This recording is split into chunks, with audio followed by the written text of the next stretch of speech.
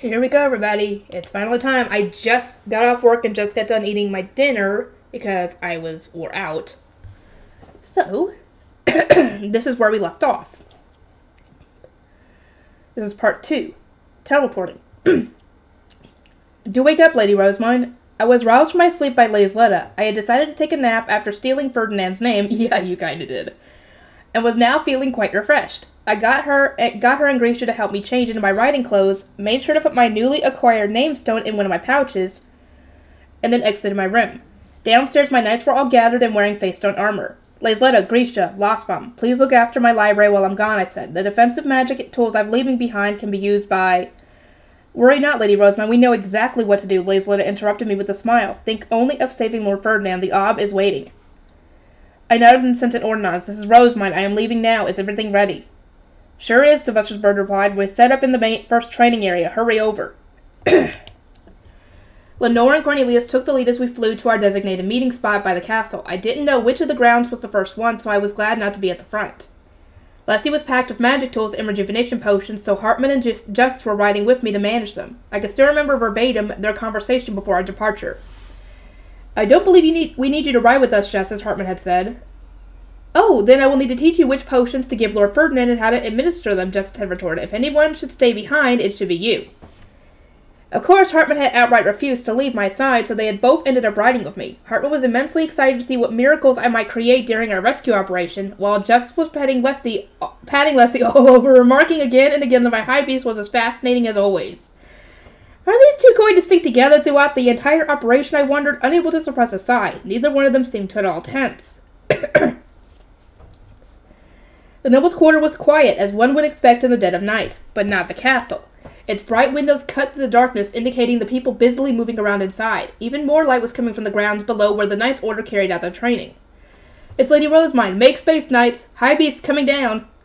Despite the late hour, the crowd gathered in the first training area was even larger than usual. More guards had been added to tonight's night watch so that they could be summoned to battle at a moment's notice. The atmosphere was so tense and everyone's expressions so dour that I could immediately tell that they were preparing for Georgine. Of course they were. The mood inside my high beast was the complete opposite. Come here, Sylvester said. He was waiting with his retainers atop a massive teleporter used to transport people, a teleporter that only archdukes could place. It would take us straight to Kernberger, where our duchy's country gate was located. Thank goodness. So now you don't have to fly all the way from there to Kernberger. That would suck. I thank you ever so much for your support, I replied. Don't sweat it. This is a trial run to see if we can move a lot of manpower before Aaron's box invasion begins. If everything works, it should give us a huge advantage. As we continued our conversation, the others dispelled their high beasts and stepped onto the teleporter with us. Karstead took the opportunity to pat Eckert and Cornelius on the shoulder. Eckert, Cornelius, he said, protect Lord Ferdinand and Lady Rosemine. Bring them home safe. You may count on us, they replied together. Once everyone was on the teleporter, Sylvester raised a hand, signaling the guards lined up behind him to kneel and touch the circle. As their mana flowed into it, black and golden lights started to swirl through the air. Our dark yellow capes caught the wind as Sylvester held his staff aloft and chanted,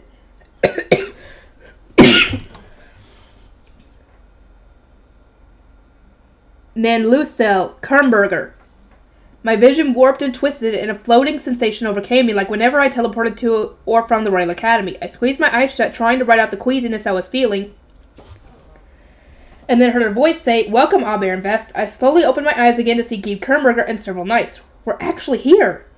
We were inside Kernberger's summer estate. The first Archduke had placed teleporters here and inside the other Gibbs estate so that the Knights' Order could mobilize from the Noble's Quarter in the event of a disturbance, but because no such disturbances had occurred, the Archducal family had ended up forgetting about them.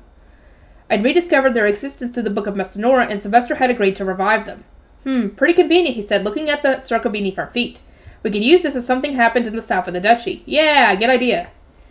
One of the knights who had been channeling mana into the teleporter wore a slightly troubled frown. The circle is convenient, but if we are to use it before charging into battle, we need to prepare rejuvenation potions for those of us tasked with supplying it, and set aside some time for our mana to recover. I would struggle to fight in my current state. Can we get scholars or attendants to activate the circle for us? Asked another. Sylvester shook his head. That would mean bringing them into battle. It simply isn't worth the risk. In an ideal world, those channeling mana into the circle wouldn't have to come with us, Karstead added. They need to touch the circle to activate it, though, so trying to leave them behind would probably result in them losing their hands. Not something we can test either. Yeah, we don't need to test that. This quickly snowballed into a discussion about the functions of the teleporter. We really didn't have time to get lost in speculation, so I cleared my throat and said, should we not open the border gate? Right, Sylvester replied. Come on then, this investigation can wait. The border gate towered above us, gleaming in the moonlight. I suppressed the urge to rush forward on my own and instead waited patiently as everyone formed their high beasts. Sylvester led with his retainers while I followed along with mine. Once we arrived at the border gate, Sylvester tapped it with the staff and chanted, Offnator.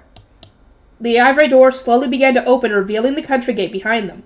Its slightly iridescent glow, reminiscent of the finest pearls, was probably the result of man and not the moonlight. Rosemine, Sylvester muttered, staring up at the gate. Can you seriously activate this thing? Wait and see, I replied. The second son of the previous Zen had left to open and close country gates with only a Grutashite, and Tokenhide had managed to open one when fleeing to found Lanzanov. In other words, dying the country's foundation wasn't necessary to use its gates. The only requirement was a Grutashite. That said, because my Book of Messinora is incomplete, it only lets me use teleportation circles that already exist. I can't open or close the gates themselves. That was good enough, though. I climbed out of my high beast, approached the country gate, and produced my staff. Grutashite. At once, the Book of Messinora appeared in my hands. Ignoring the gas behind me, I pressed it against the gate. Eep! My mana was sucked out much faster than I'd anticipated, maybe because the gate had gone without any for such a long time. It was uncomfortable, to say the least, but I didn't pull the book away. The gate went from being only faintly iridescent to a vibrant rainbow. A quiet rumbling noise came from within, and its triangular roof started to open. Oh, how splendid! Hartman crooned.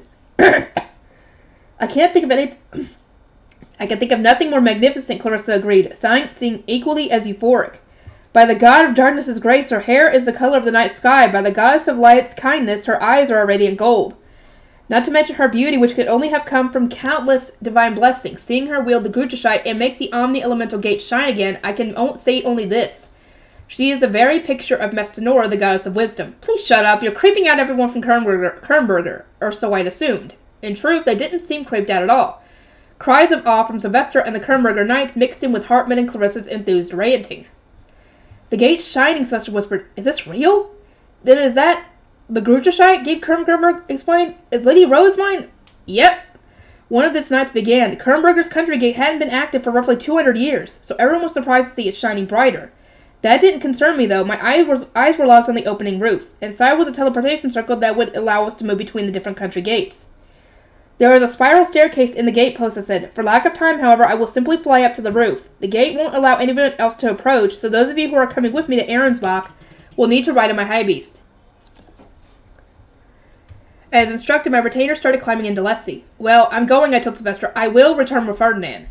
Hold it, Rosemine. Take this. I got it from Prince Sigiswald. Sylvester held out a charm-looking necklace decorated with a 6-element face stone and the royal family's crest. I noticed there was also a protection magic circle carved into it, but it didn't seem particularly strong. This is from Prince Sigiswald, I repeated. When did you meet with him? After my conversation with Eckert and Justice. According to Sylvester, the Zent had requested a meeting immediately upon learning of the emergency. Anastasis had urged him time and time again to gather as much information as he could about events that involved me, since they wouldn't be able to predict what might happen otherwise. At first, the Zent tried to arrange a meeting 3 days from now, Sylvester exclaimed. I agreed, though I made sure to warn him that the emergency would probably be over and done with by then, and that he would only receive a report of the fallout. He sent Prince Sigiswald straight to Ehrenfest's tea party room. The Zent hadn't been able to visit in person, both because he was immensely busy, and because Robot, the Knight Commander, happened to be off duty. About that. Robot's kind of busy with the enemy! Sylvester had thus spoken with Sigiswald, whereupon he had received the charm he was giving me now. He said to wear it no matter what to prove you're acting with the royal family's permission. Turn around, I'll put it on you. Having the royal family's permission could save us a lot of trouble when it came to stealing Ahrensbach's foundation. If nothing else, it would silence any disgruntled nobles we might encounter along the way. My only focus was saving Ferdinand. I wasn't at all interested in fighting Ahrensbach's nobles as long as it didn't try and stop me. Having this crest should keep everyone out of my way. Ahrensbach had plotted the downfall of the girl who by royal decree was both their future archduchess and the third prince's fiancée. Even worse, they had disregarded the Zent's wishes a second time by attempting to kill the man he had sent to join their archducal family. I didn't think this pendant from Sigiswald would make every noble back down, but it would surely work on Letizia's allies and those of the neutral faction. I turned back to Sylvester and scooped my hair out of the way to make things easier for him. At once I was reminded of my days as an apprentice blue shrine maiden, specifically when he'd given me that necklace with the pitch black face stone. It had seemed unusual to me then, but now my attendants adorned me with accessories every single day. Sylvester definitely wouldn't say, "Have you never been given jewelry by a man before this time?" Because, I mean, I've received so many accessories since then, I sure have grown. And so many from Ferdinand, too, so yeah. It's just like when you get to me that black pendant, I said. Do you think this charm from Prince Sigiswald will protect me, too? Sylvester nodded. It should protect you and anyone else you want to keep safe. Now, get it done. There was the clink of clasping metal, and then he gently urged me onward. I nodded, climbed into my high beast with the others, flew to the top of the gate, and then descended into the room now revealed. The floor was glossy and iridescent, and atop it was a large teleportation circle. It had once been true that the Zent would come here each year with their retainers in tow. The Book of Mesnora sections about the older generation said they had originally taken enormous groups with them when circling all the glorious, wealthy cities with country gates. But as time had passed, their retinues had grown smaller and smaller, perhaps indicating their increasing focus on preserving mana. I exited my panda bus and stood atop the teleportation circle. Sylvester Karstead and the others were on their high beasts, waiting atop Kernberger's border gate, and in the sky I smiled and waved at them, then formed my staff. Grutashite. Because my Book of Mesnora had a shining surface, it was easy to read even while it was dark out. It really was convenient. I moved my finger to search for how to move the teleporter, then selected what appeared on my screen. Let's see. How am I even going to pronounce this? Kirschlossel. Dunkelfelger, I said. The magic circle popped out of the screen, floating above the teleportation circle, then began to rotate while emitting an omni-elemental glow. As was spurred on by that light, the teleporter activated. The feeling of my mana being sucked out from above and below came as a surprise. My vision went white as the light continued to flow. Then the floating sensation from before returned, so I closed my eyes, and the last thing I heard was a shout from Sylvester. "Take care of Ferdinand for me, Rosemine." Of course. Tubo! As I endured the swaying sensation of the teleporter, I started to hear low, booming roars from some distance away. The exhilarated war cries of people ready to play dinner. I definitely arrived in Dunkelfelger. At the same time, the ambient temperature seemed to get maybe 5 degrees higher. It sure was hot here. When I opened my eyes, I was inside Dunkelfelger's country gate. The teleporter was shining, as was the gate itself. The roof was still shut, though, so I couldn't see the knights anywhere. Yet I can still hear their voices, I mused. I hope they don't exhaust themselves before I even reach Ahrensbach. You may rest assured, Lady Rosemine, none of our knights are that weak, Clarissa said, sticking out her chest and donning a proud smile. But her declaration just gave me a new reason to worry. How was I going to lead the knights when they were this pumped up? Not to mention the country gate is being activated for the first time since the Zet stopped visiting over a decade ago. It's only natural that everyone's excited. Oh, right. It's been about a decade. Clarissa's response was strangely convincing. Those back in Kernberger had only known about the phenomenon through historical records, whereas the Dunkelfelgerians had seen it with their own eyes. Of course they weren't stunned speechless. I climbed out of my panda bus, pressed the Book of Mesnora against the wall, then started channeling mana into it. The roaring outside grew louder as the roof parted ever so slightly. Or ever so slowly. Once it was fully open, I got back into my high beast and took to the sky. There were even more knights scattered than I expected. 100 stood atop the right gate post, fully armored and divided into 10 equal rows, behind two figures whom I took to be their commanders. I could also see Lestalot, the Archduke couple, and their retainers. The left gate post was several times as populated with plainclothes spectators here to see the knights off, I assumed. It was very overcrowded. I went to the roof of the right gate post. I don't see Lady Hannelore, maybe because she's underage? It was late enough that I wasn't too surprised, but it was still a shame that she wasn't present. We hadn't interacted much at the Royal Academy this year, so I'd wanted to at least greet her. Up, Dunkelfelger, everyone who volunteered to participate, I said, addressing those gathered. I thank you all from the bottom of my heart for your speedy response and support. Everyone except the Ob gasped and stared. Of course, they don't know what she looks like now! Lestalot in particular looked stunned. His eyes were practically boring into me. There was a drawn-out silence, and then, to my surprise, Hannelore's voice came from behind me. The Ob informed us of your growth, but is it really you, Lady Rosemine? Indeed it is, I replied instinctively, but when I turned around to look at her... Wait, what? Hold on. I'd accepted that only the knights were going to join us, but that quickly changed when I saw Hannelore and what she was wearing. Now it was my turn to gasp. Lady Hannelore, don't tell me. She was fully clad in face-stone plate armor, evidence enough that she was going to join our attack force. I disgraced myself during our third-year dinner game, Hannelore began with a timid smile, and in Dunkelfelger, the shame of one match can only be cleared through victory in another. That is why I must ask you to include me. I shall do everything in my power to support you. Her calm, gentle demeanor really clashed with what she was saying. Come again? The shame of one match can only be cleared through victory in another? Was it seriously acceptable for an underage female Archduke candidate to accompany me in Ahrensbach? We weren't going there to sightsee, this was war. I turned my attention to the Archducal couple, my lips twitching. They seemed to view Hannelor's participation as a foregone conclusion, and they certainly weren't going to stop her this late into the game. As Hannelor had once said, our two duchies had very different customs. Still, this culture shock is way too extreme. But then it hit me. How can I say it was weird that Hannelor was being sent into battle? I was an underage female Archduke candidate too. Yep. No, am I the ridiculous one here? Lady Rosemine, may I have a moment? Lenore asked, prompting me to straighten my back. I wish to brief the knights while you exchange greetings with the Ob. There will not be time when we arrive at Ahrensbach's country gate. Judging by Dunkelfelger's earlier clamor, I could guess that Ahrensbach's gate would start shining when we teleported there. The knights stationed nearby would immediately notice our arrival. We wouldn't have the time to leisurely discuss plans then, as even the slightest delay will give our foes time to gather their forces. And since my aim was to fly straight to the temple with as few battles as possible, now really was the best opportunity to share and discuss intelligence. Please do, I said. Angelica and the scholars can guard you in the meantime. Everyone let us go. Carrying the map I'd given her, Lenore went over to Dunkelfelger's knights. Under normal circumstances, it would be unthinkable to entrust one's safety to scholars, but the scholars here were all talented warriors. We had Justice, taught by Ferdinand, Clarissa, scholar of the sword, and Hartmut of the flapping tongue. Rosemine! You just want to make me laugh, don't you? Lenore had been wise to put me in their care. I'm guessing Heifetz is commanding Dunkelfelger's troops. He had arrived with Hannelor and was now squinting down at Lenore's map, muttering his disbelief about its detail. I recognized the cape he was wearing. Please excuse me, Lady Rosemine, Hannelor said with a smile. As a commanding officer, I would do well to participate in the briefing. Then she moved to join the others. I turned to Lestalot and the Archducal couple, thanked them for granting us the aid of a greater duchy, and then informed them that Ehrenfest had contacted the royal family. This pendant bearing the royal family's crest to clear away any doubts. Prince Sigiswald gave it to me as proof that I act with their permission. I pulled it out from under my clothes and everyone widened their eyes. I must admit, Segonde began, when the Ob first informed me of the situation, I doubted the authenticity of your claims, but there could be no mistaking a crest of such high quality. She looked at her husband with a sigh, then smiled at me and said, Our duchy shall obey the will of the Zent.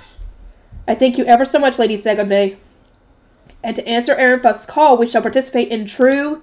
An intense smile from Segonde, his first wife, stopped the overeager Ob in his tracks. His inertia wilted, rendering him speechless. During this expedition, Segonde continued, the Ob will remain here in Dunkelfelger, ready to move troops to the sovereignty at the Zent's orders. For obvious reasons, business with the royal family and the Sovereign Knight's order cannot be entrusted to Lestalot so soon after his coming of age. Her dry smile made it clear that she needed to thoroughly scold the Ob, who had no doubt been determined to participate in true dinner. It surprises me that Lady Hannelor is coming to Ahrensbach in his stead, I replied. Lestalot glanced at his father. If our Archduke must travel to this sovereignty, then we will need someone to guard our foundation, and as you know, Lady Rosamund, I am this duchy's next Ob. The duty is mine and mine alone, why I cannot go with you. Your motivation is most admirable, Lord Lestalot, but most you speak so politely. I find it somewhat off-putting. In the past, he had always badmouthed me to my face and acted with great arrogance. Did my son Grosspurts really warrant this abrupt change of attitude? Even when considering the fact this was a public space, he was being way too sycophantic. Anytime our eyes met, he averted his gaze almost straight away, because he's embarrassed. You look like you're almost an adult. My sincerest apologies, but the owner of the Grüterscheid must be treated with the utmost respect. My old way of speaking would cause great offense. Oh, is it not because I've matured then? The Grüterscheid was the mark of a true sovereign, a mark that neither the Zent nor any of the other royals currently had, so I could see why Lestalot was being so polite. His duchy as a whole really seemed to value it. Reading the massive history book had made that clear to me. Still, I said, I would rather you speak more naturally. It saddens me that you were acting so distant. Fine if you insist.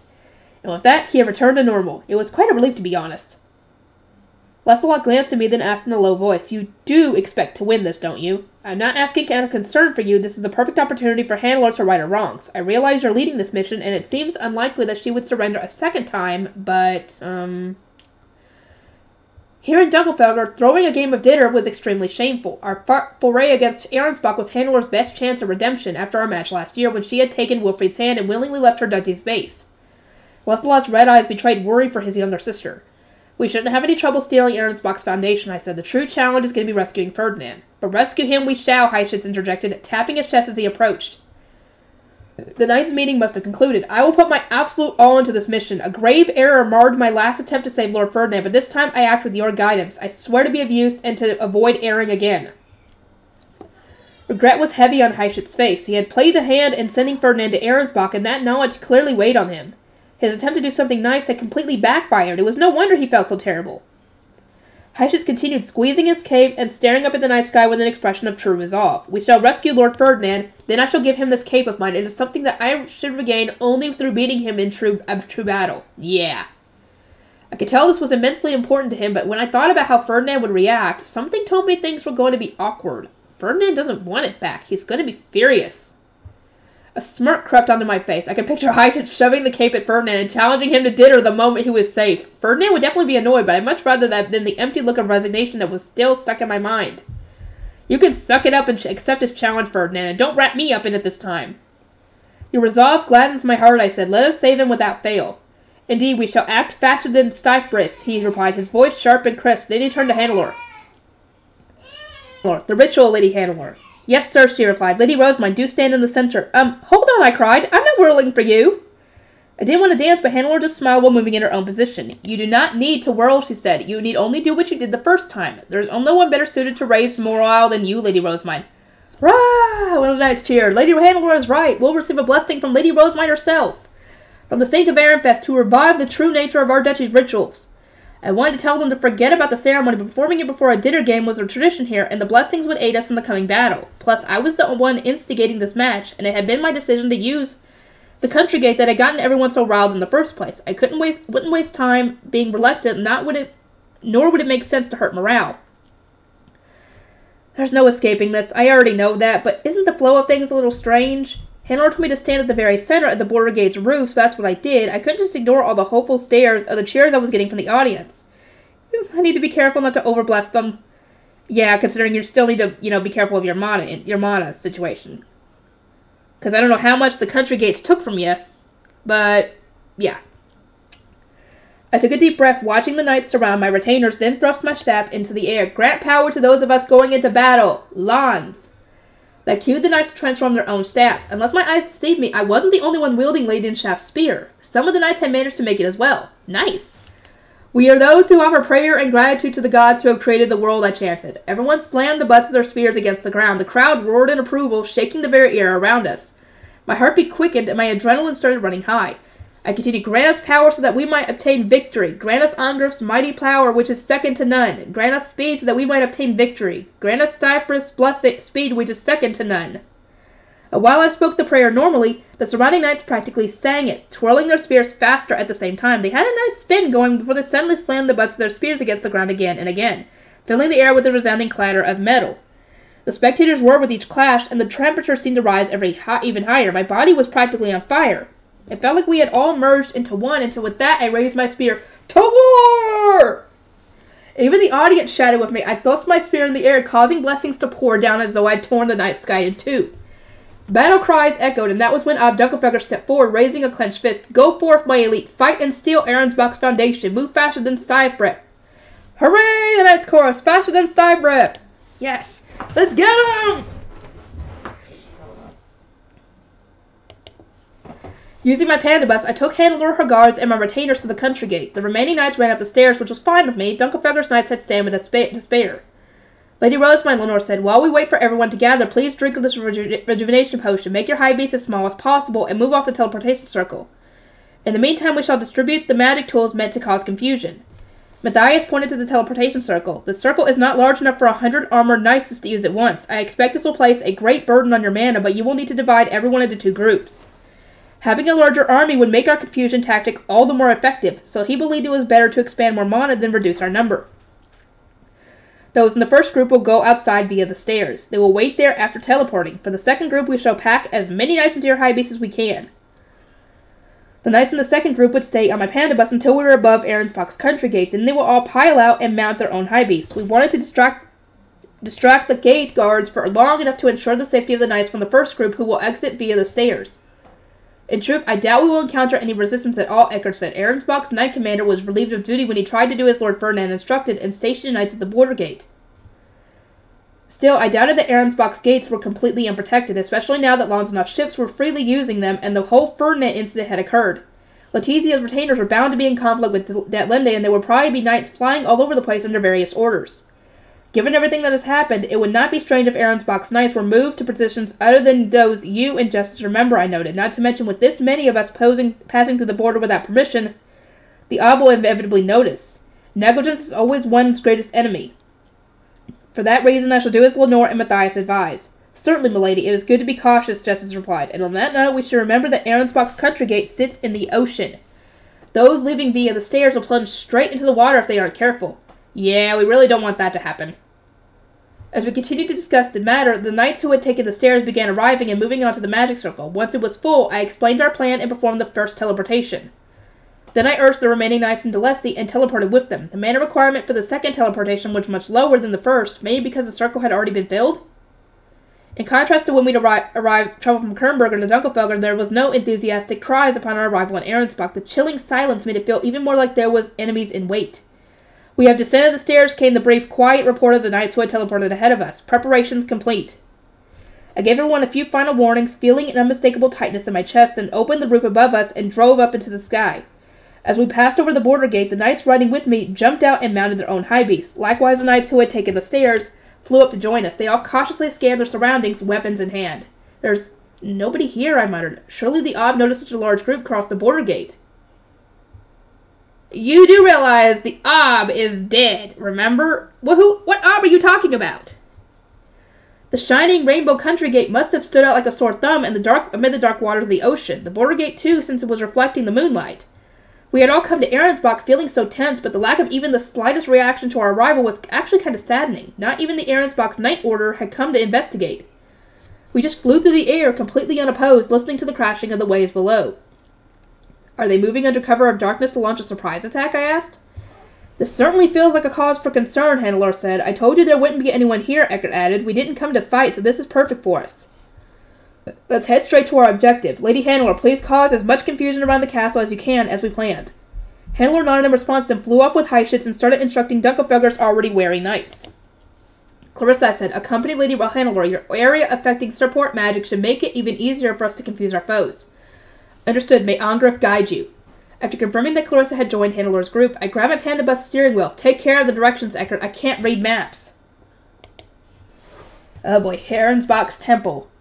The ocean below was as dark as the night sky. We had parted ways with Dunkelfelder's knights, who were headed to Aronsbach's castle, and were now en route to the temple, which was the center of the nobles' quarter. The placement seemed strange to me, since I was so used to the temple in Ehrenfest. The port soon came into view, dotted with several tiny lights, an indication of nighttime fishermen, perhaps. There also appeared to be a number of people moving around. As I enhanced my vision to get a better look, I prayed that no commoners would get wrapped up in the coming battle. There were some normal ships and some large silver things between them. Justice, what are those silver things? I asked. Those are Lanzanov's ships, milady. They looked more like submarines, I muttered, then felt a chill run down my spine. Could they also be immune to mana? Perhaps, Justice replied. They were black when they came through the country gate, but changed color atop the water. He sounded more serious all of a sudden. Had they not given the ships much thought before now? That would mean Lanzanov has mana-immune goods other than its silver cloth. Send a warning ordinance to Lady Hannelore and the others at once. Justice Hartman, can we warn Ehrenfest and the Sovereignty? Only letters can pass through the border gate, but I don't have any ink or paper on me. We'll need to get some from the castle. As a scholar serving Lady Rosemont, I came prepared, Hartman announced. Taking out his letter, said, I shall write to them at once. Barely a month later, he had sent letters to both Ehrenfest and the Sovereignty. My tendency to write letters to my commoner associates had come in handy. There's a temple, milady, Justice pointed ahead of us, and to the left, just as the first of many explosions thundered above the castle. Dunkelfelder's knights must have started their diversion. Let us hurry. We passed over the temple gate and descended into the garden on the other side. It was eerily silent. We hadn't encountered a single guard, nor had anyone raised a shout at our landing. This isn't right, I said. As glad as I was that we hadn't encountered anyone, the thought of capturing them and making them take us to the high priest or high bishop didn't sit right with me. A silence was a little concerning. Does this temple not have guards? We know very little about the operation of the temple, Justice replied. The priests brought their chalices to us during spring prayer, so we never had cause to go inside. I apologize that we can't be of more use. I shook my head. Justice had already done his best to gather information for us. Slipping away from his Aronsbach peers and sneaking into the temple must have been impossible. Must not have been possible. We will need to ask someone in the temple then. I shall go inside with my name sworn knights and conclude my business here. In the meantime, Justice Hartman, the two of you can... One moment, Lady Rosemine, Hartman interjected. He picked up one of the boxes on the back seat with him and smiled. This is not Ehrenfest's temple. We cannot allow you to venture inside before we have both looked around ourselves. What are you doing, Hartman? Hartman, what are you saying? There's no time for that. We must purify the temple before we can allow you inside. I shall carry out the process as High Priest, so please wait in your high beast until my return. If you would allow me, I will ask Lorenz and Matthias to aid me so they can be ordered to keep their silence. Cornelius, Lenore, and Angelica will remain, both as guards and as those who have not given their names to you. Does that seem reasonable? Hartman was asking my opinion, but his tone broke no argument. I could guess from his knowing smile that he had already worked out where in the temple the foundation was located, even though I'd shared the information only with Sylvester. Can I assume you know where I plan to go? I asked, not wanting to be too direct. You said you would steal Ahrensbach's foundation to save Lord Ferdinand, then come straight to this temple. Or came straight to this temple. Anyone privy to the circumstances of your disappearance would understand, not to mention the same location is receiving special attention back in Ehrenfest. Hartman was as sharp as ever. He had deduced pretty much everything. Am I mistaken? He pressed.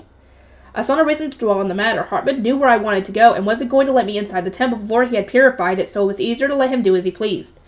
I took several pieces of fade paper from my bag and gave them to him. These are the entrance forms, I said. Have the High Priest or High Bishop sign them, then search for the goddess on the bookshelf. Stay on your guard, though. Ahrensbach might have set up defenses just as we did.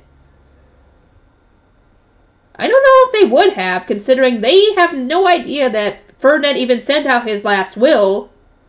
So, as far as they know, nobody should be coming for him. Understood that I must borrow justice for his capacity to predict, detect, and dismantle traps and tricks. Hartman gave the man in question a meaningful smile. A retainer serving Lord Ferdinand is able to keep secrets, I assume. Justice gave a wry smile in response. I would do anything to rescue my lord. And you, Eckert, I asked, wanting to know his plans. I shall stay with you, milady. In these circumstances, we cannot reduce your guard even further. Lord Ferdinand would never forgive us.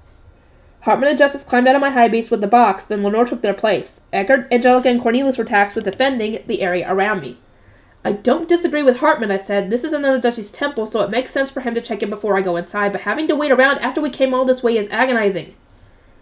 Given the lack of nobles, he should return soon enough, Lenore assured me. I am more concerned about Dunkelfelder. Barely a moment has passed, yet the explosions have stopped. It seems unlikely that they have already conquered the castle, but at the same time, the Knight's Order has shown not a hint of resistance.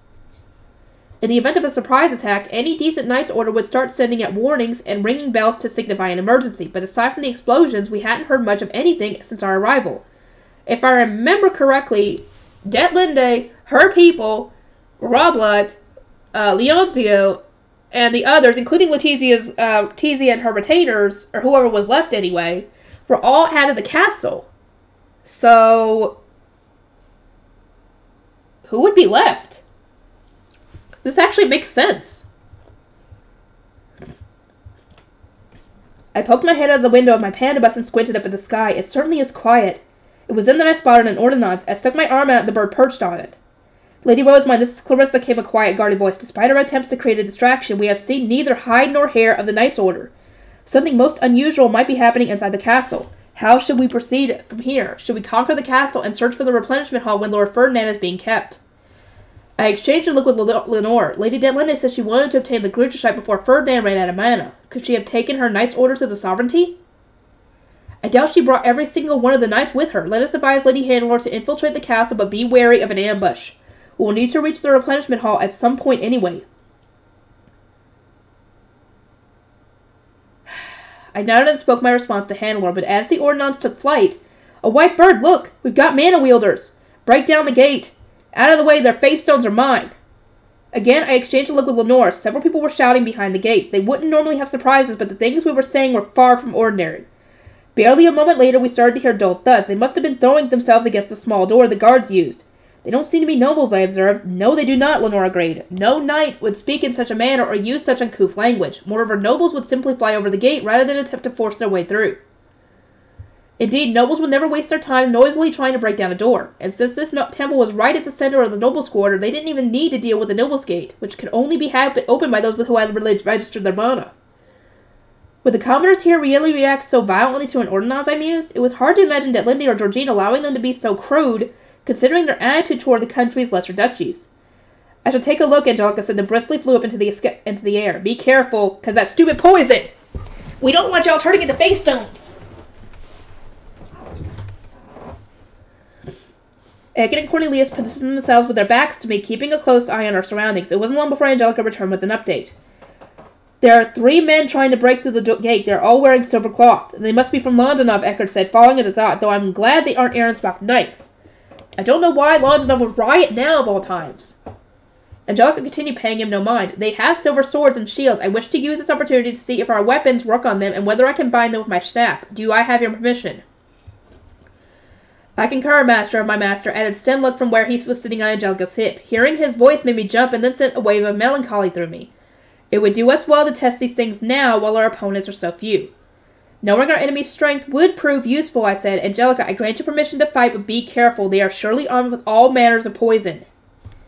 Cornelius, stay here with Lenore and protect Rosemont, Eckert instructed, leaping up the moment he had my approval. Let's go, Angelica. Take distance as soon as the gate opens. I'll go over the top and urge the enemy through. True to his word, Eckert then flew over the gate. Angelica immediately removed the bars, keeping it closed. What the?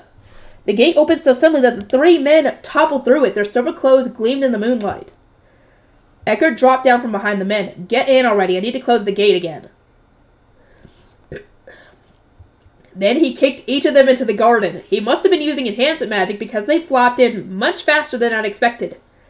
One of the 3 flew farther into the garden than his comrades. Angelica tried to restrain him with her staff, but nothing happened. The man forced out a laugh, clearly still dazed from the kick. So much for your surprise attack. Your weapons will do a damn thing against us. You guys are going to have to deal with regular weapons, correct?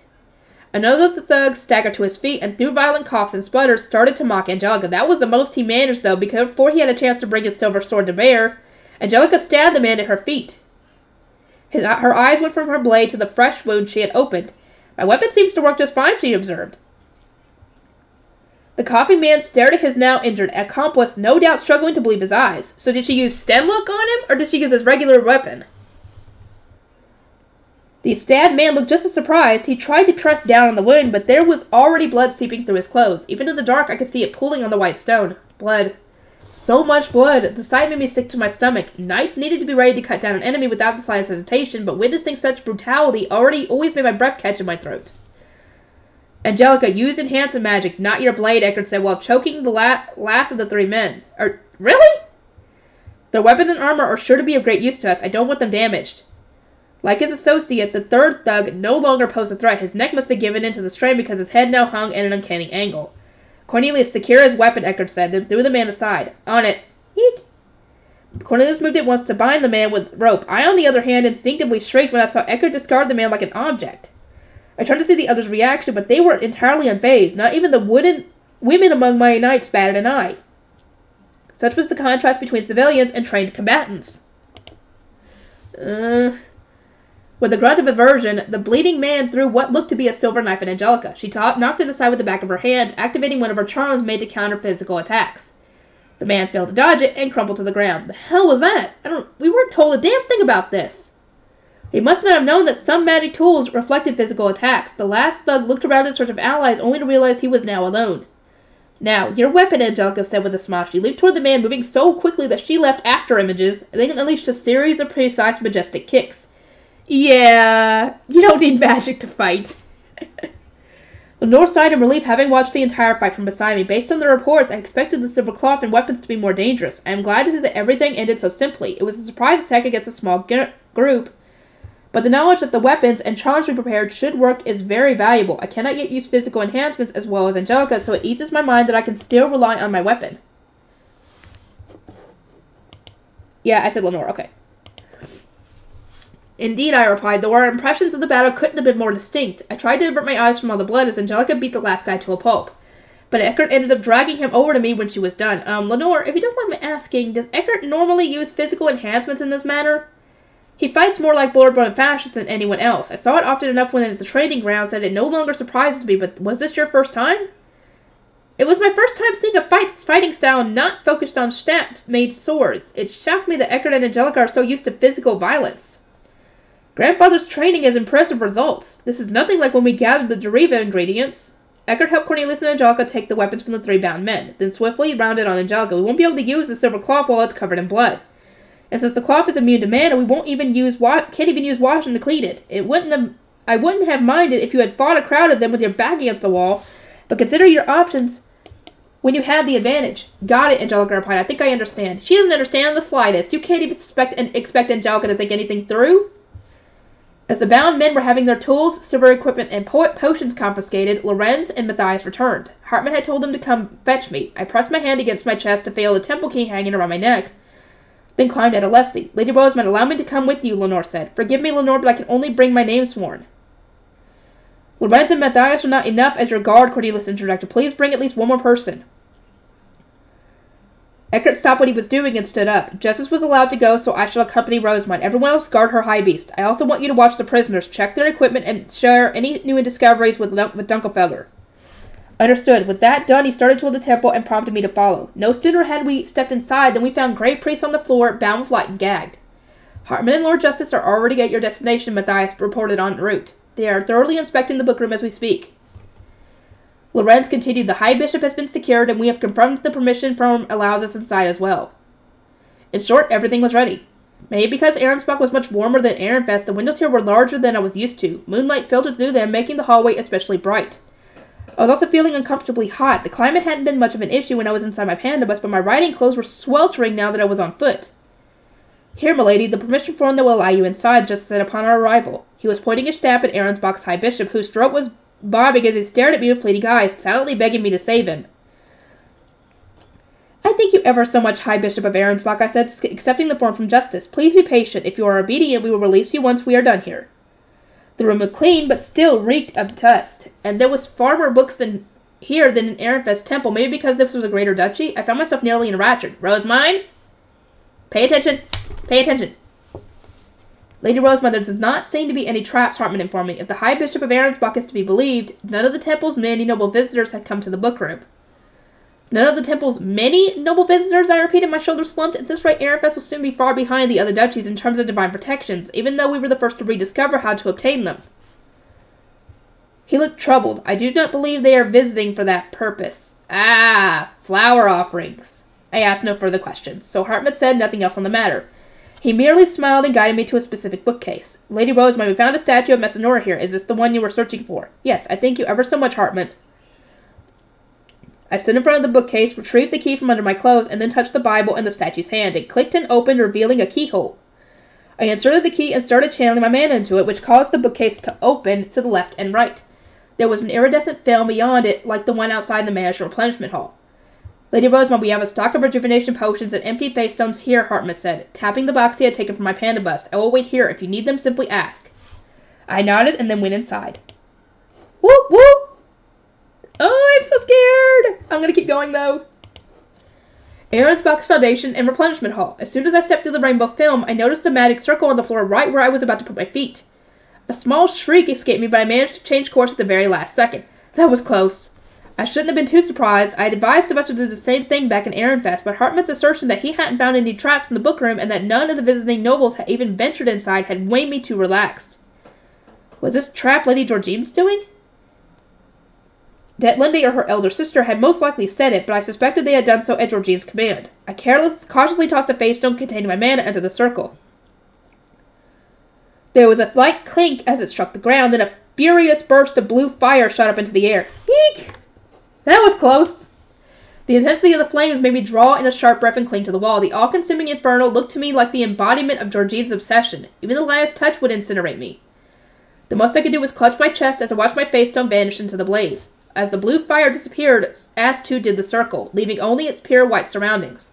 I was scared there might be more traps, but I willed my shaking legs to continue toward the foundation. Inside a square, windowless room of white ivory, 7 softball-sized face stones floated in the air. Each shone of one of the divine colors and moved in a circular orbit reminiscent of the celestial globe in the Manor Replenishment Hall. A glittery substance that I took to be golden powder trickled down from one of their cores. These 7 face stones were connected to the replenishment hall, and the golden dust was the mana coming from it. In other words, it was the mana being sucked out of Ferdinand at this very moment. As my eyes followed the falling dust, I noticed that one section of the white floor was open, exposing what appeared to be a part of a massive globe. Just that area I could see was larger than both my arms stretched out. This was the duchy's foundation. It glowed with a faint green light which told me that the current of Ahrensbach was water-inclined.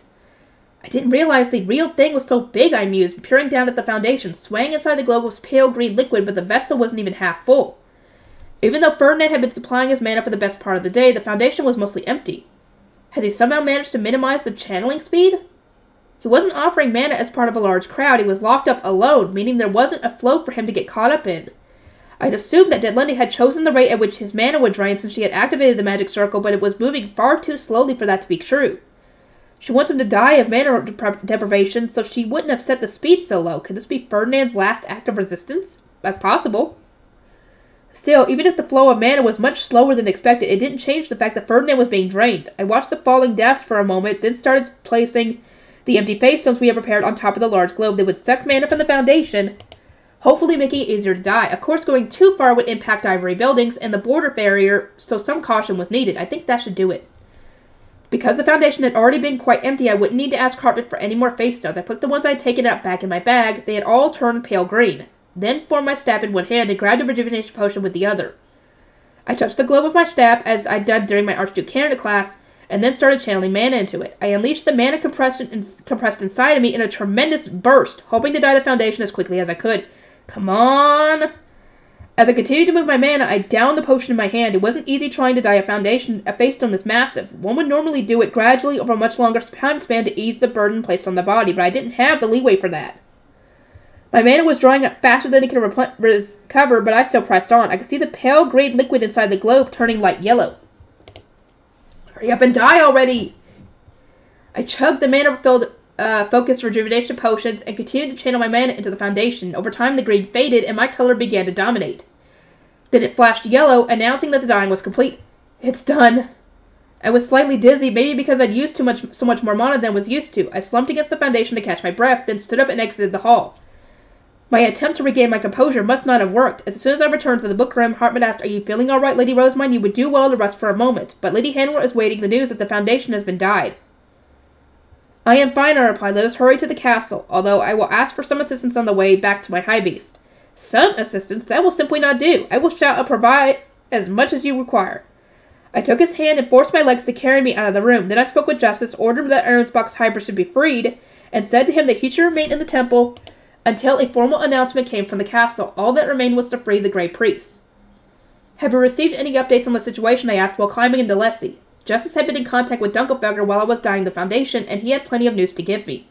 The knights had apparently invaded the castle to find not Aaron's nobles, but people from Lanzenov. They had imprisoned them one after another, and were now searching for those wandering the nobles' quarter. Those from Lanzenov are apparently on a rampage with the approval of Lady Deadlindy, Alstead, and Georgine, Justice concluded. But why would they?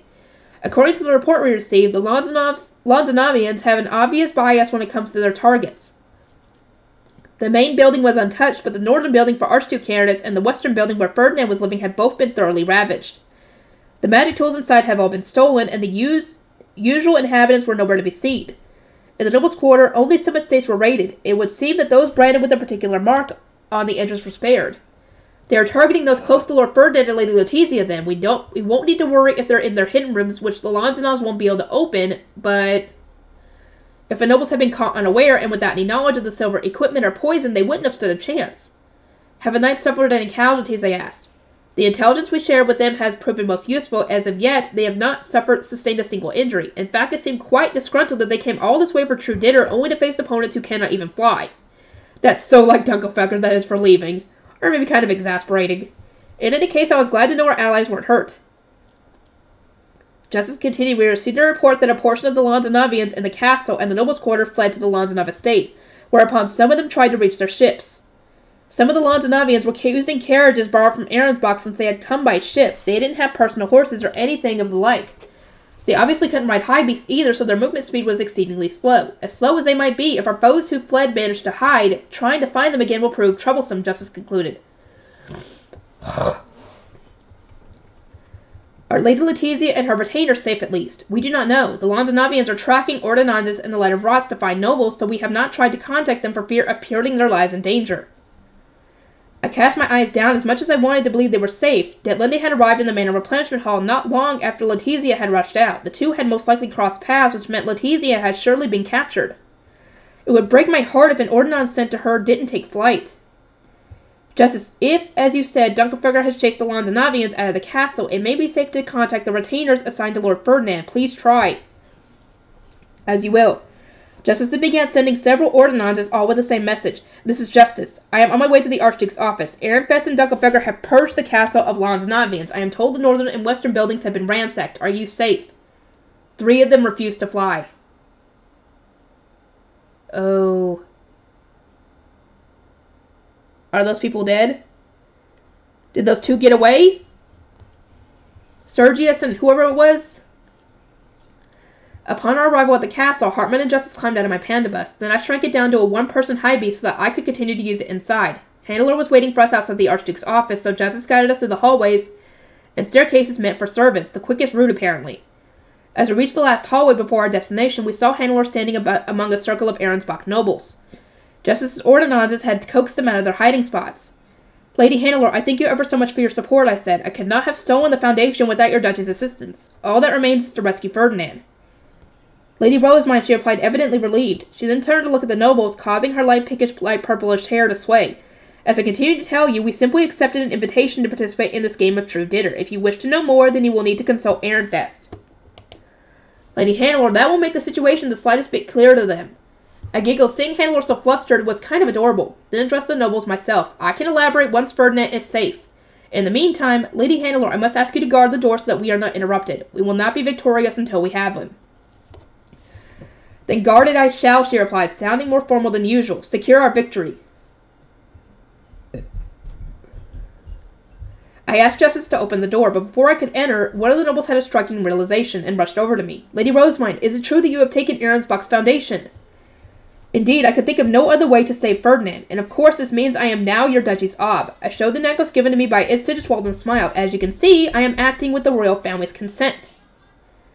I presented my necklace as a threat, indirectly warning the man not to get in my way. Upon seeing the royal crest, however, he cried out in delight. Ah, we have the royal family's support! In that case, I beg of you, close the border gate at once.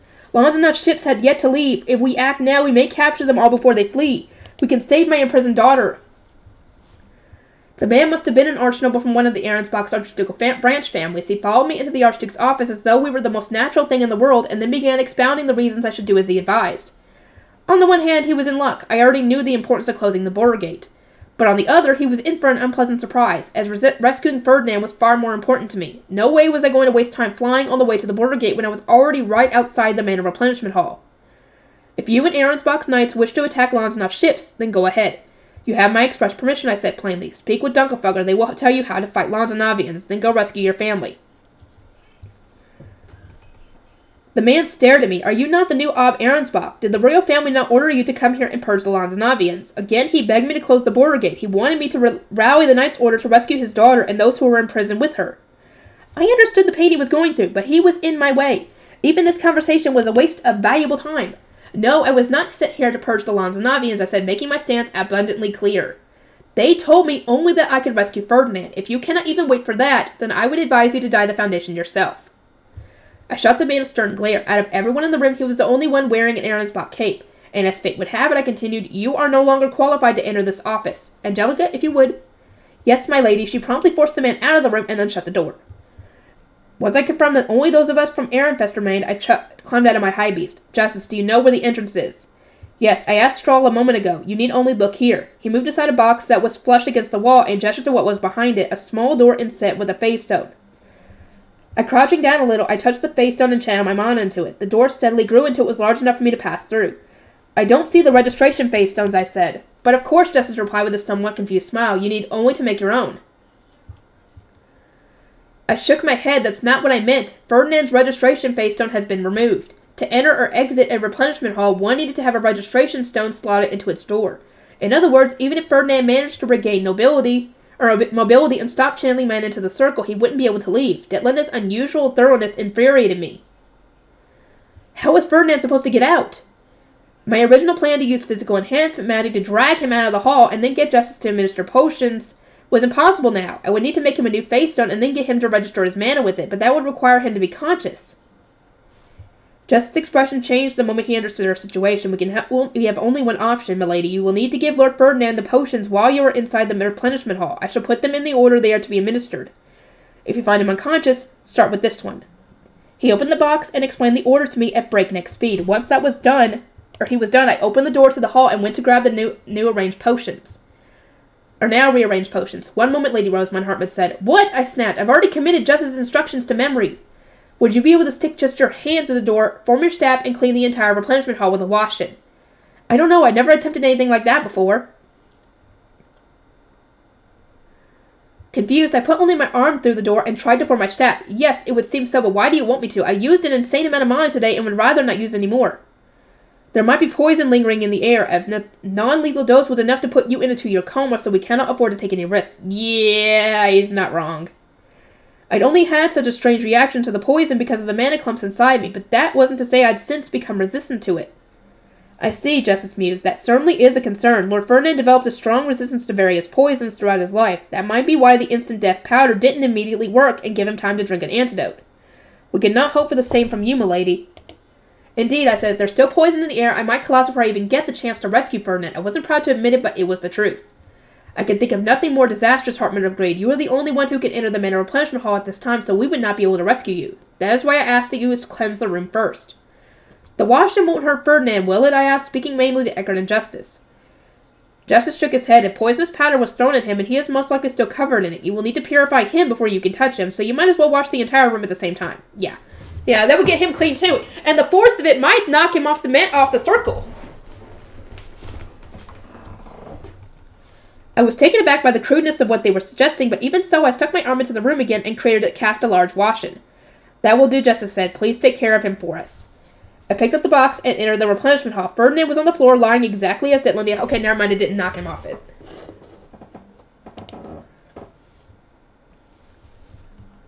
Okay, I'm gonna do one more, I think, and then I'm gonna stop. For the moment. Rescue. Ferdinand! He didn't react. His mana reserves must have been so low that he was barely clinging to life. Well, he's kind of probably still out of it, because remember, that kind of paralyzed him, I guess you could say? I sprinted over, set down my box of potions, and used enhancement magic to flip Ferdinand onto his back. Then I put my arms under his, and started pulling him away from the magic circle. It's a good thing I'm so much larger now. Physical enhancements can only do so much to increase your strength.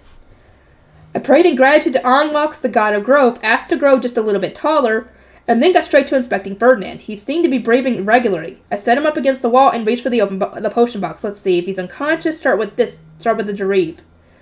Ferdinand obviously couldn't drink the potion on his own, so I took out a magic tool that looked a bit like a mouthpiece to administer it. Poison meant to kill someone instantly and turn them into a phase stone was best counteracted with a Jareve. I think he already drank his Jareve, didn't he?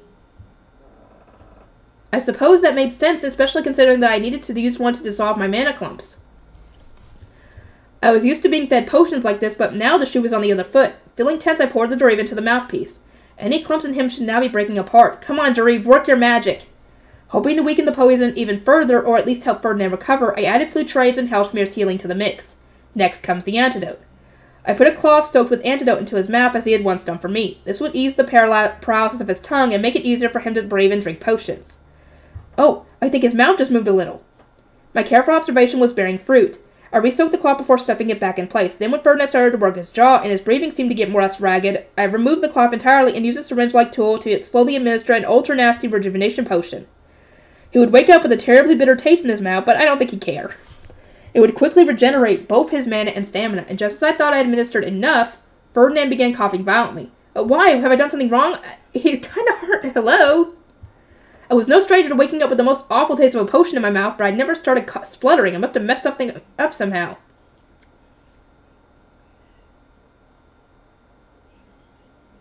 I guess he doesn't recognize you.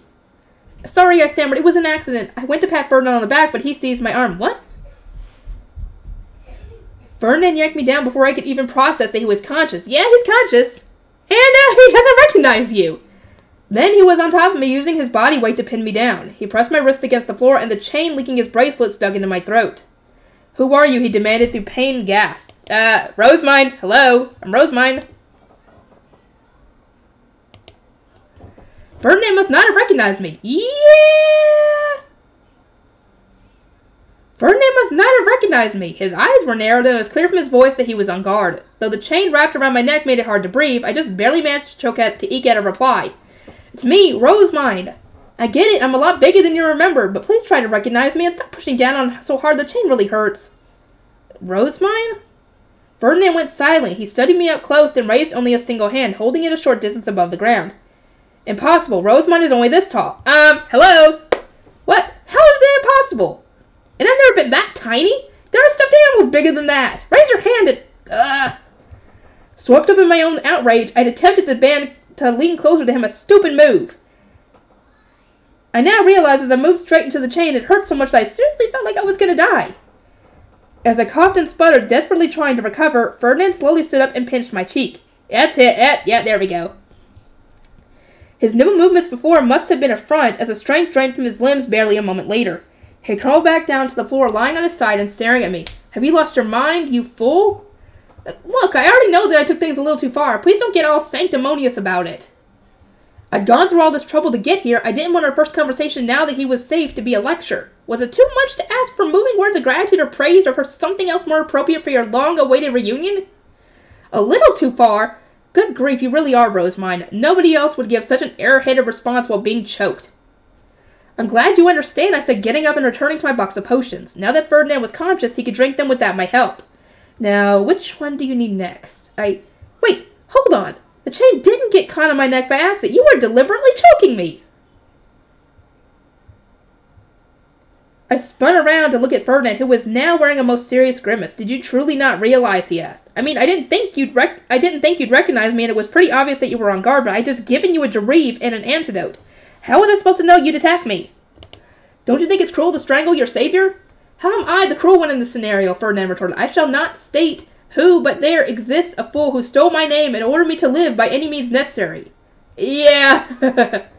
As a result, in the face of a potential threat, my body moved almost on its own. But you were half dead. How was I supposed to know that you were going to try to exterminate me?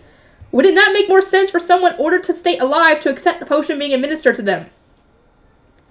Ferdinand averted his eyes. I thought it was poison. Okay, I understand where he's coming from. The ultra-nasty potion certainly tastes poisonous. He's not wrong. You've drunk it so many times, dude. You should recognize that potion when you taste it. But I wasn't responsible for the flavor. The onus for that rested on the person who had come up with the recipe in the first place. If you're going to complain about the taste, then you have only yourself to blame, I declared. Very well, then you relinquish all rights to complain about being choked. You ordered me to live by any means, did you not? And on that note, why did you not just order me to unhand you? Good grief. Enough with this exchange. Bring me the rest of the potions. You're trying to change the subject, aren't you? Not at all. I merely told you what you should do. Is it seriously how he's going to act after coming back from the brink of death? I cannot yet move freely. First, bring me more of the antidote. Once that has been consumed, do something about these bracelets. Not having a staff is terribly inconvenient. Limping on his side, Ferdinand started telling me what to do. I was technically his master now that I had stolen his name, so why was he giving me orders?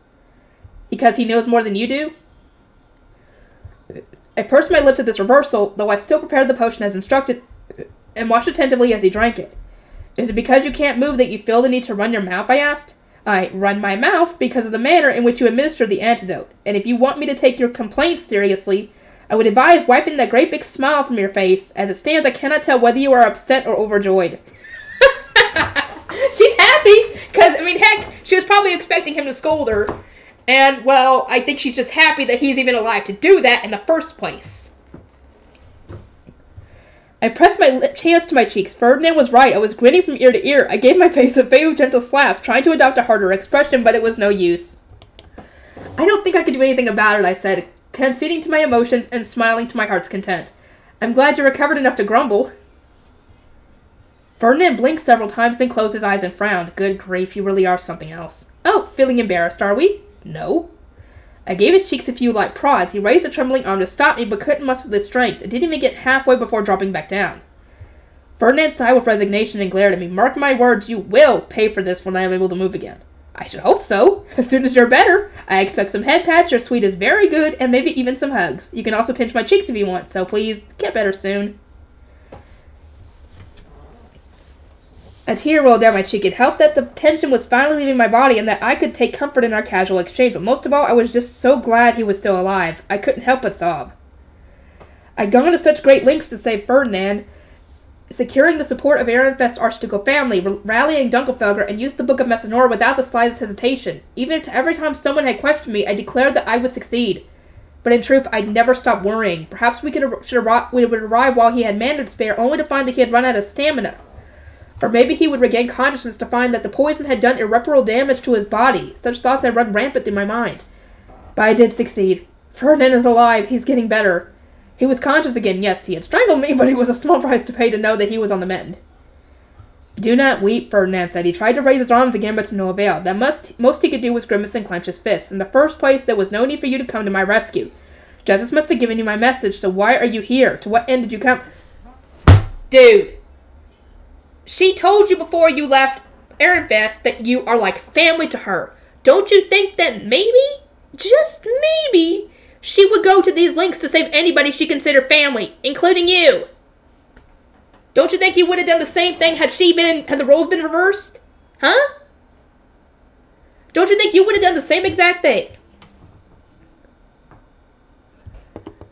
My tears immediately stopped flowing. If he had said that to make me cry more, it would have worked without a doubt, but he was being serious.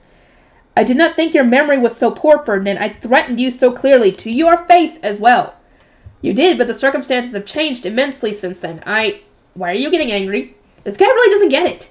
How could I not, I said. I would make the world my enemy if you weren't happy, and you're the one who called for me. I did no such thing. Ferdinand tried to turn his head to the side, but I grabbed his thick skull and wrenched it back, forcing his golden eyes to meet mine. But you did. I saw what was happening to you from all the way in Ehrenfest.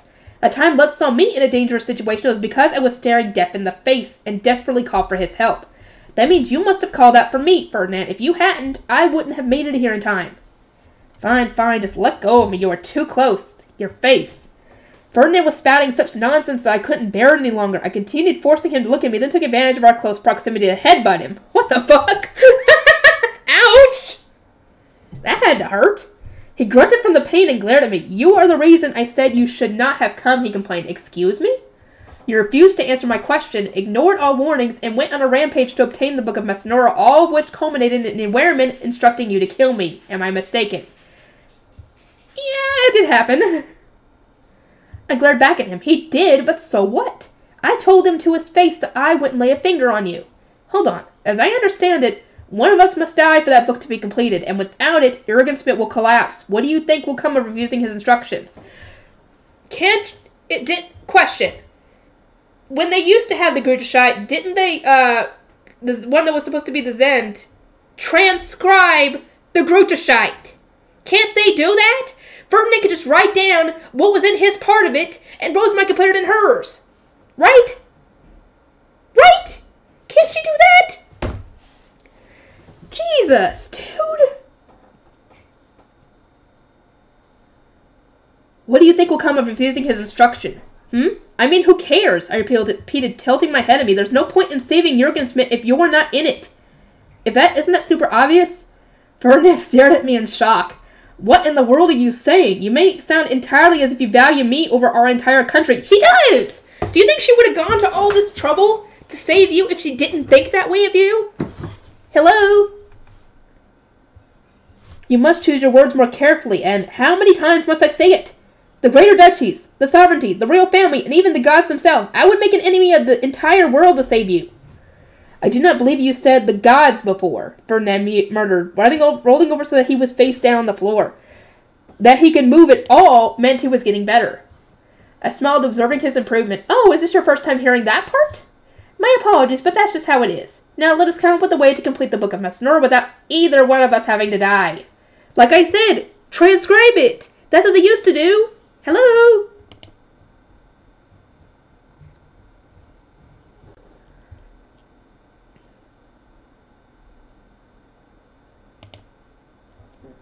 Okay, I'm sorry, I'm going to keep going. I can't help it, I don't want to stop. My Geduld, I was told that the mana enveloping all of Jurgen Schmidt has grown thin, I said. Did Wehrman tell you to complete the book too? He told me your portion was larger than mine and that my immediate death would be the best solution to our predicament. Curse you, Wehrman. Well, forget about him. There must be a way we can do it. Maybe we can buy ourselves some time by filling the country's gate with mana? How optimistic and naive, Ferdinand replied, raising only his head to glare at me. It might interest you to know that I already had a plan before you came along and ruined it. As it turned out, Ferdinand had attempted to meet with Wehrman the day after the graduation ceremony. He had wanted to complete his Book of Messinora so that he could create a Grudershite to give to the royal family. The problem was that he hadn't been allowed to visit at the same time as me, and when he tried again come spring, had already taken the rest of the book. You could have told me if you had such important plans, I cried. I was going to have the Zent adopt me so that I could get the Gruttershite at the back of the underground archive. I don't want to hear you complaining when you didn't even keep me in the loop. And I do not want you to complain when you omitted such crucial information from your reports, Ferdinand retorted, his brow furrowed. He sat up, scooted over to the wall, and then slumped against it. Back when I was devising my scheme, the duchies were pushing for you to become the sovereign high bishop. I was told nothing about an adoption. Yeah, she was told not to say anything. But I mean, I'm assuming she should have told Ferdinand this, because then he could have taken that into account. And maybe some of this wouldn't have happened. For a moment, I was at loss for words. Ferdinand was at fault for not sharing his plans, but so was I. There was so much I could have told him using my invisible ink, but I'd only written only about the mundane. Suddenly, feeling very awkward, I sat next to him and tried to plead my case. Sylvester and the royal family swore me to silence. I was dying to ask for your help, believe me. I also had plenty of complaints, but they were the kind that could only be aired in a hidden room. Spare me your grumbling and remove these bracelets already. Come on, at least pretend to care. Ferdinand had shut me down without any hesitation, but I understood that freeing him and discussing the current state of Arensbach and the Gruttershite took priority. I touched the bracelets thrust out in front of me and started searching for a keyhole, but they were completely smooth. I would remove them for you, but I'm not sure where to start, I said. Do you even know where the key is? Ferdinand gave me a look of exasperation. Do you see a keyhole? No, but I'm searching as hard as I can. For what purpose does your Bible exist? If you know not how to open them, look it up. You will need to use an unlocking spell rather than the key. My book contains several from your past generations, so we need to only compare them and fill in whatever gaps we find in the magic circles. That sounds like an extremely tall order. Still, it hadn't even crossed my mind to use the Book of Messinora. I was consulting mine only in moderation for fear of someone seeing it, but was Ferdinand using his on a daily basis? I chanted Gruttershite, then began searching for how to unlock his bracelets. Rosamund, what is with that bizarre shape? Ferdinand asked upon seeing my faux tablet and shook his head at me. Good grief, be it your high beast or your Bible, your creations all take the strangest forms. It may be abnormal, but my Book of Messinora is exceptional. The screen lights up and can be read in the dark, and there's a feature that allows me to search for words or phrases. I stuck out my chest, beaming with pride. Convenient, right? Ferdinand gave me a strange look. The Book of Messinora exists to find the information one seeks, so whatever one wishes to know appears automatically when one opens it. As for being able to read in the dark, the letters shine on their own. It seems to be that needing to input words makes your Bible less convenient than any other. That can't be right! As I entered a shocked daze, Ferdinand leaned over to peer at my book and pointed at one of the magic circles. This is the correct one. Draw it with your stylo. I couldn't tell the circles apart, but his book had the ones from older generations, whereas mine had the ones from newer generations. Copy and place.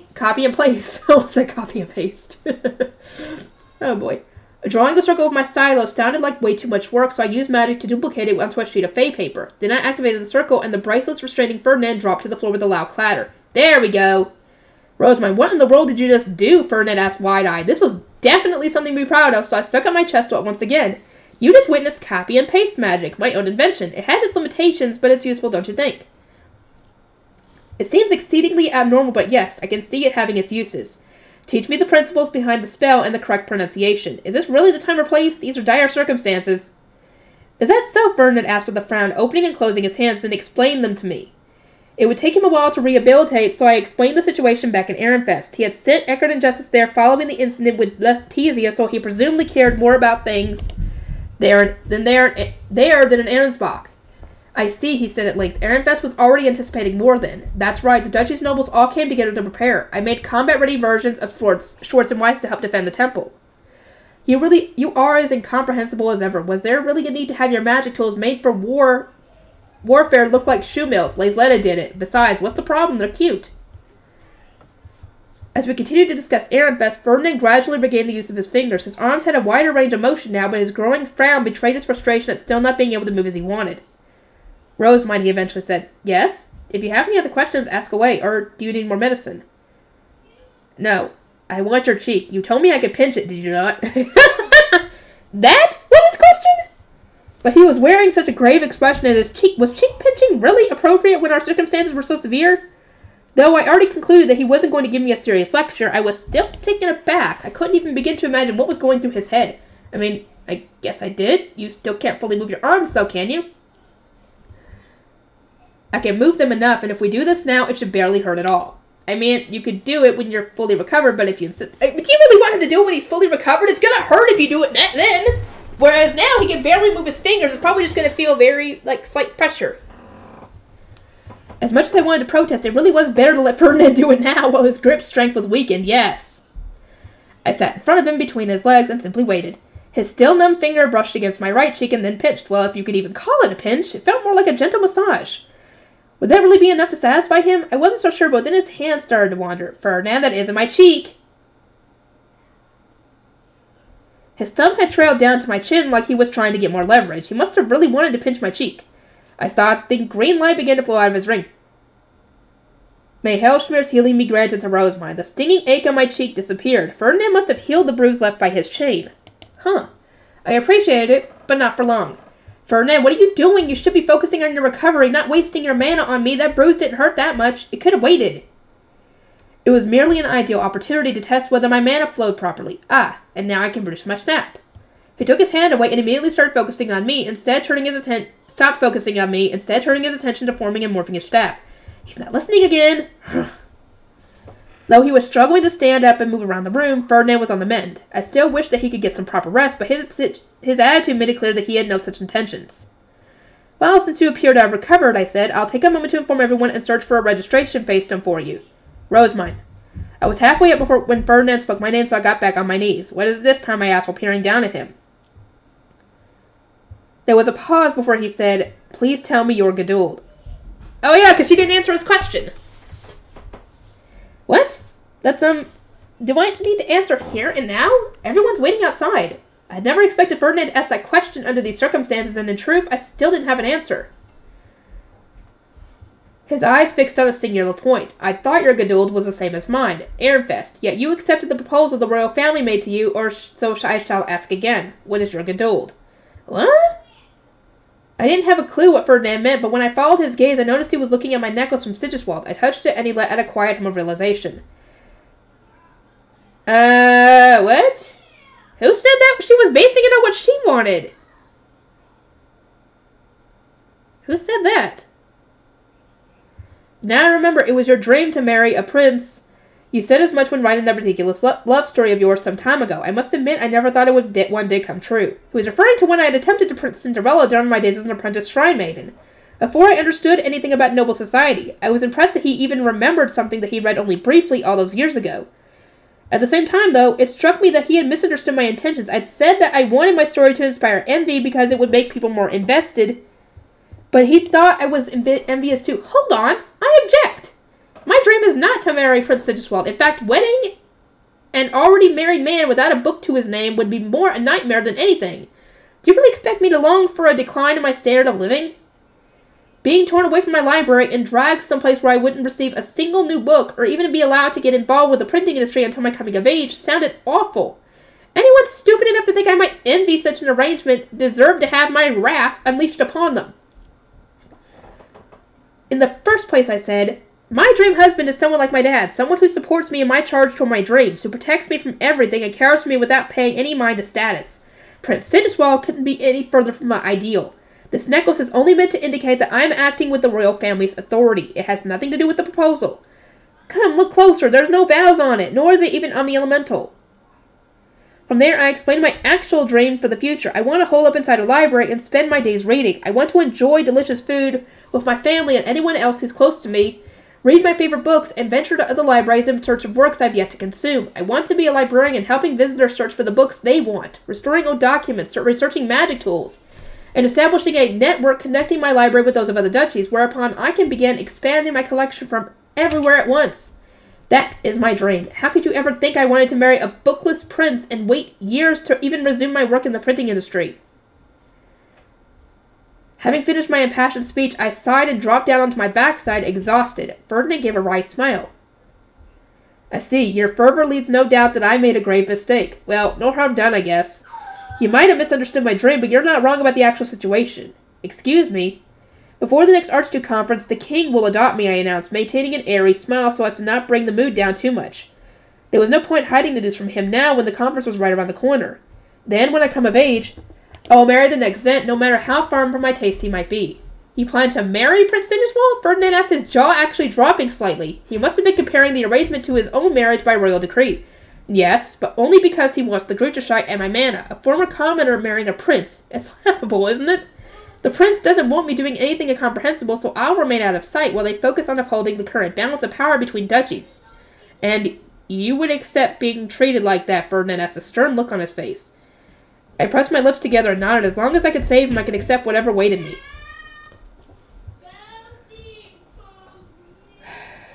You, my lower city family, the Gutenbergs, my temple attendants, if any of my Gedulds were in danger, I would tear Jürgen Schmidt apart to rescue them. If they're all safe, I'll do everything I can to protect it. If our country collapsed, the people I care about wouldn't be able to live their lives. I was at peace with my fate. To prevent Jürgen Schmidt's collapse, I would need to complete the Book of Messinor or retrieve the royal family's Gruterscheit from the underground archive. And to that end, I would need to join the royal family. I should use my authority to its fullest extent to protect those I care about. I won't let you be executed for Detland and his crimes. I'll pull every string to make sure you go return to your Geduld. That much I promise you. Me and all those you care about in Ehrenfest, and you would put them all in my care, Ferdinand asked, looking increasingly bitter. He was likely comparing my future to what he had experienced moving to Ahrensbach. I smiled, hoping to ease his concerns. You don't need to worry about me, Ferdinand. I'm going to be fine. My lower city family is coming with me to the sovereignty as personnel, with Lutz and Benno tagging along with the Planten Company when I come of age. I was the High Bishop and manage the temple, and my name sworn are all permitted to accompany me no matter how old they are. I will survive. And then I remembered, I still needed to give Ferdinand back his namestone. I took the small white cocoon out of my bag and placed it in his right hand. This belongs to you. Although it was to save your life, I apologize for stealing your name. Now that you have your own hidden room, you will want to keep the stone there, right? Ferdinand cast his eyes down, his hand trembling as he squeezed the namestone. Do you not... Ferdinand? Never mind, you make returning me to Ehrenfest sound trivial, but I can assure you that will not be the case, he said, his voice weak and dripping with despair. Rather, it will almost certainly be impossible. I will never be permitted to leave Ahrensbach when the duchy is in such a state. Thus, there is no need for you to go. I was hesitant, but I decided to reveal the part of our plans I hadn't intended to mention. This is kind of secret, but once I've been adopted and obtained the Gruterscheit, the duchy's borders are going to be redrawn. You don't need to worry. My retainers and I will take care of Ahrensbach in the meantime. Oh? Ferdinand clenched his trembling fists, and the color of his eyes slowly started to waver. He wasn't prone to emotional outbursts like I was, so seeing his changes in him wasn't normal at all. Wait. Have I just awakened the Lord of Evil? Uh-oh.